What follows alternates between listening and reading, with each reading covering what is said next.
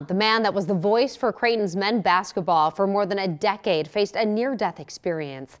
At the time, doctors believe he suffered a massive stroke and told his family a recovery was unlikely. But just a day after that diagnosis, his family got an unexpected, pleasant surprise.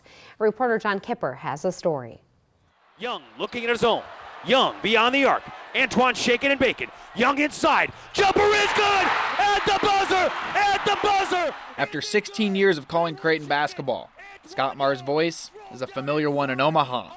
But that voice was nearly silenced after what looked like a major stroke that left swelling in his brain. We thought that this wasn't a recoverable process. His family was told, get ready for the worst. We all said our goodbyes before he was extubated because we weren't sure what to expect. But then his daughter Preston got a call. Get to the hospital immediately. I went in just to talk to him like we had been this whole time, and I said, "Hi, Dad," and he smiled at me.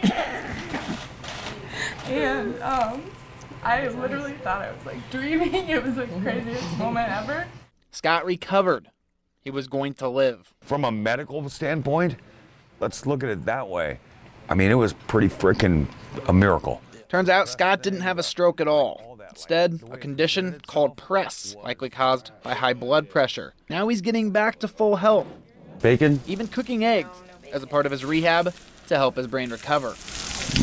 This man had a stroke. Now he can cook an egg. It was such a surprise to his family that he got the name Miracle Man. This whole thing has been a miracle from God.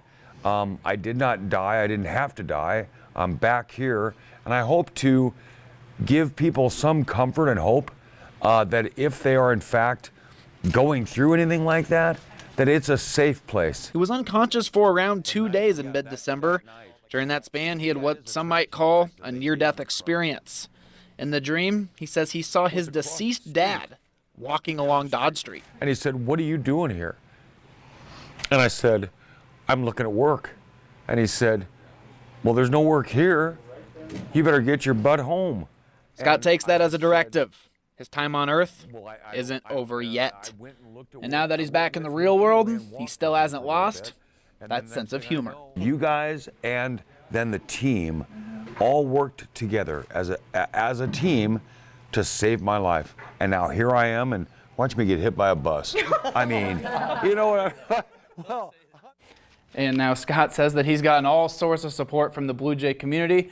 And in fact, Creighton head coach Greg McDermott and athletic director Bruce Rasmussen paid him visits while in the hospital. In the studio, John Kipper, 3 News Now. What an awesome story. Great to see that progress, too.